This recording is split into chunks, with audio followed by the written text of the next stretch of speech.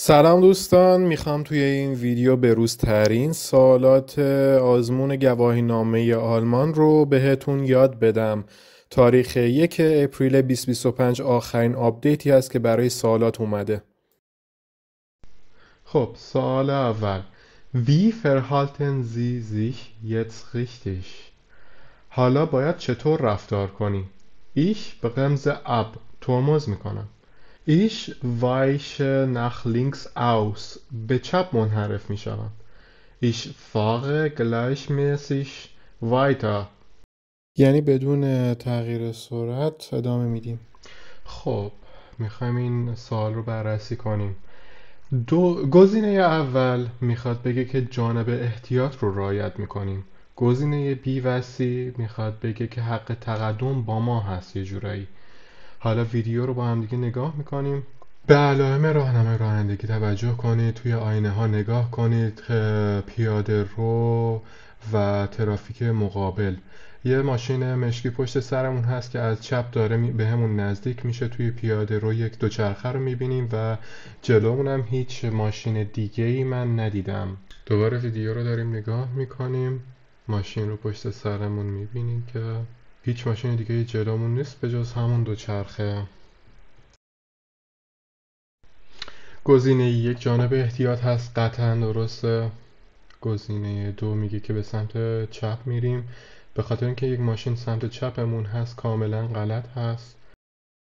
گزینه سه هم که میگه بدون تغییر سرعت ادامه میدیم هم کاملا غلطه، چون که میبینیم یک دوچرخه داره به سمت خیابون میاد و ما باید اونو در نظر بگیریم که غیر قابل پیش بینیه، ممکنه منحرف بشه یا بیاد به جلوی ما یا زمین بخوره. باید جانب احتیاط رو همیشه رعایت کنیم. möchten aus der Tankstelle ausfahren. Was ist richtig? شما میخواهید از پمپ بنزین خارج شوید. کدام گزینه صحیح است؟ Ich muss querenden Fußgängern Vorrang gewähren. گزینه یک: باید به عابران پیاده که از کنارم رد میشن راه بدهم. Ich darf in beide Richtungen ausfahren. من میتوانم در هر دو جهت رانندگی کنم.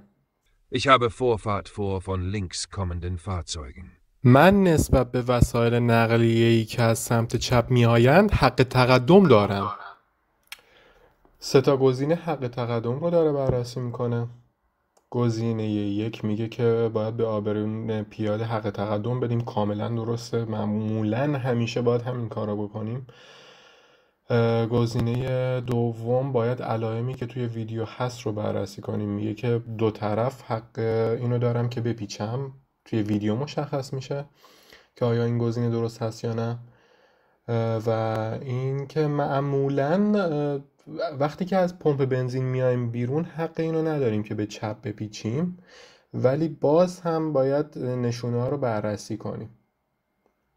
گزینه آخر هم که کاملا غلطه، همیشه غلطه، چون که وقتی که از فرعی میایم به اصلی هیچ وقت حق تقدم نداریم.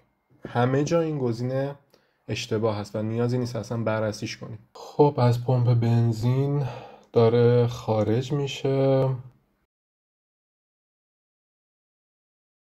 این علامت راهنمای رانندگی رو میبینین؟ این یعنی اینکه شما فقط حق دارین به راست بپیچین. پس گزینه دو غلط میشه.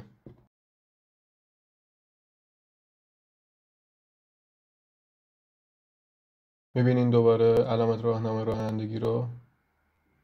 من یه عابر پیاده هم دارم میبینم که نزدیک میشه. اینم گزینه یک. Wie müssen Sie sich jetzt verhalten? الان باید چطور رفتار کنم؟ Ich muss vor dem Andreaskreuz anhalten. گزینه یک: من باید قبل از علامت ضربه در قطار که اسمش اندریاس کویتس هست توقف کنم. Ich muss den Bahnübergang zügig überqueren. من باید از خط راه آهن سریع عبور کنم. Ich muss bei geöffneter Schranke weiterfahren. من باید وقتی که راه بند باز است ادامه بدهم. خب همینجا بهتون یه علامت ها رو توضیح بدم. علامتی که سمت راست دیدین یه مستطیل سفید با 2 تا خط قرمز بود، الان یه دونه خط قرمز. هر کدوم از این خط قرمز ها به معنی این هست که 80 متر تا تقاطع راه فاصله دارین. ببینید الان 2 تا خط هست 160 متر، بعد یک دونه خط قرمز هست یعنی 80 متر و میبینین که الان معلوم نیست ولی چراغ قرمز شده و باید پشت این اندریاس کرایتس نگه دارید.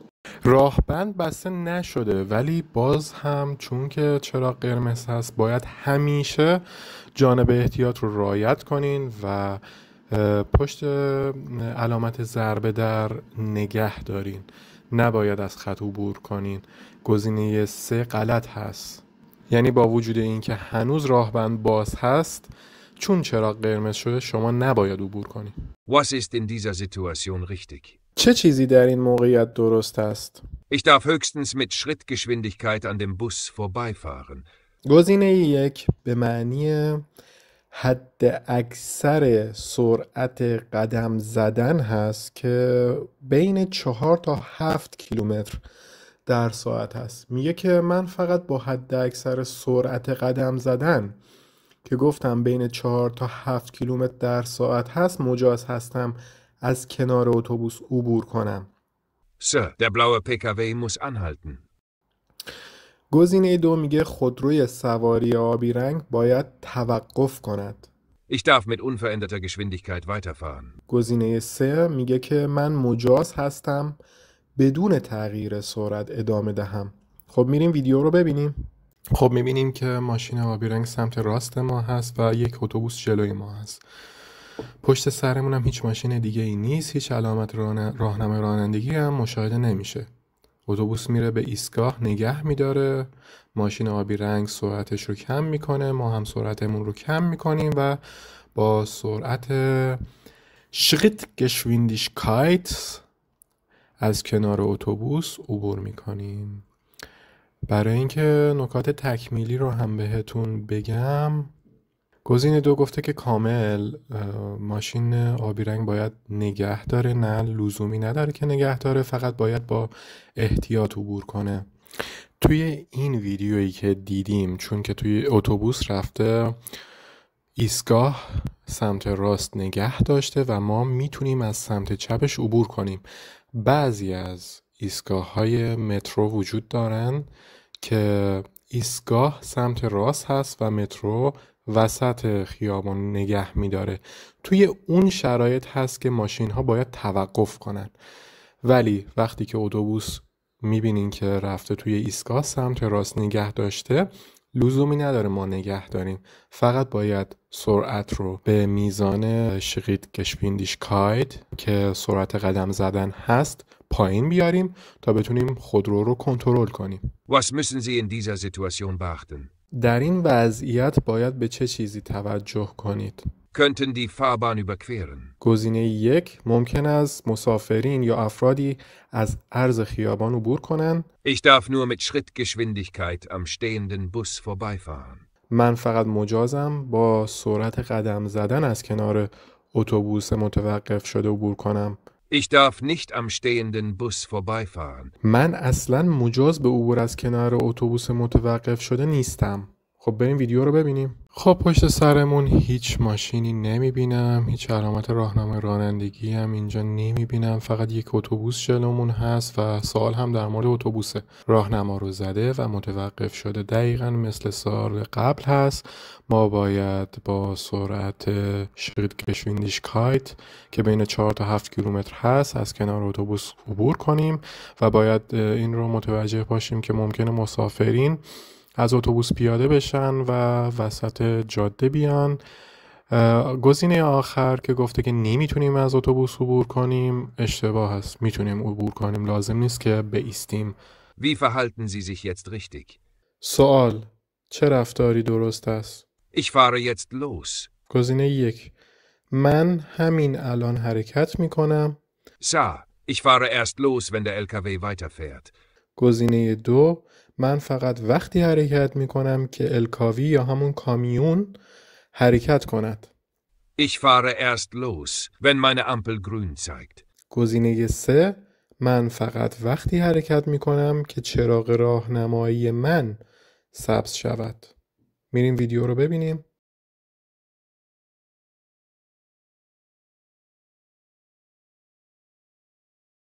چراغ قرمز هست و صبر میکنیم.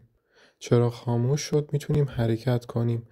اما باید به یه چیزی توجه کنیم. پشت الکاوی آیا فضای کافی داریم که بریم یا نه؟ میبینیم که اگر حرکت کنیم پشت الکاوی فضای کافی رو داریم، پس موردی نداره. به چراغ راهنما دقت کنین، 2 تا لامپ داره، بهش میگن سوایفازن امپل و فقط 2 رنگ داریم، زرد و قرمز. زرد احتیاط کنین، قرمز بایستید و وقتی که کامل خاموش میشه اجازه عبور داریم.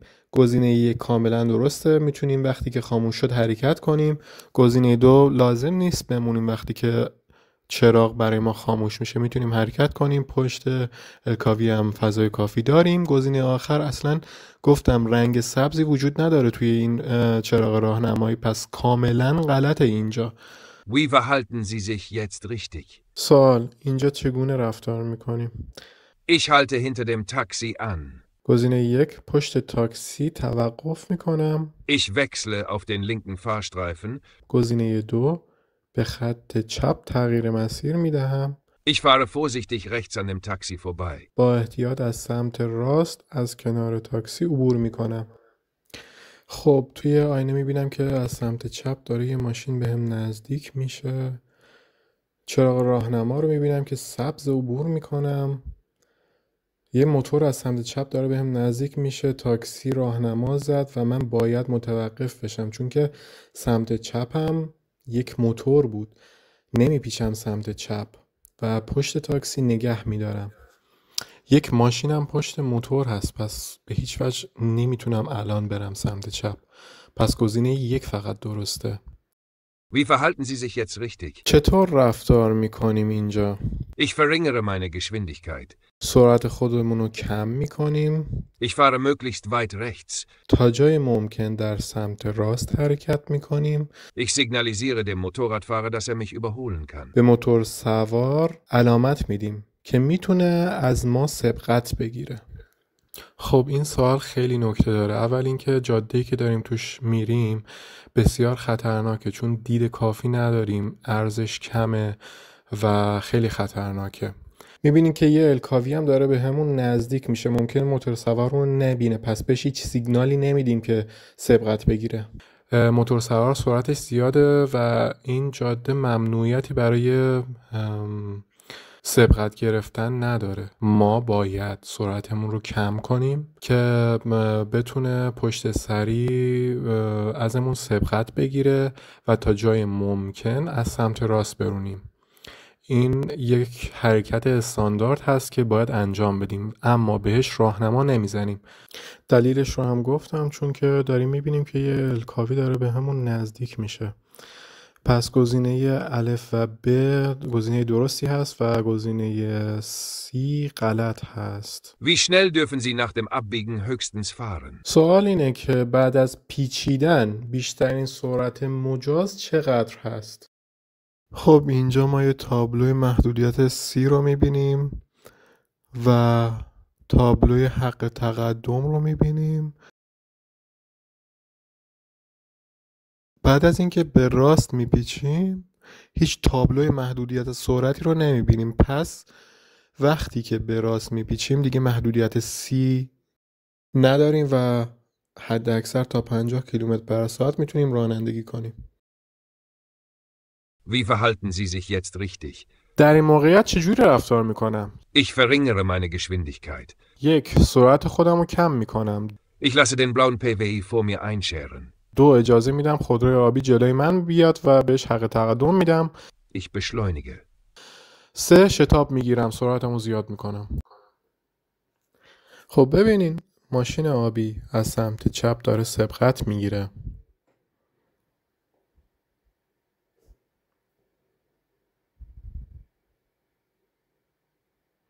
الان فلشر زده و میخواد بیاد سمت راست. متاسفانه فاصله رو رعایت نکرده، فاصله امنو، ولی توی این شرایط ما حتما باید احتیاط رو رعایت کنیم و بهش اجازه بدیم. سرعتمون رو کم میکنیم، ترمز میزنیم، بهش اجازه میدیم که بیاد توی مسیر. هیچ وقت نباید کار خطرناکی انجام بدیم که خودمون یا دیگران رو به خطر بندازیم. گزینه 3 اشتباه هست که میگه باید شتاب بگیریم.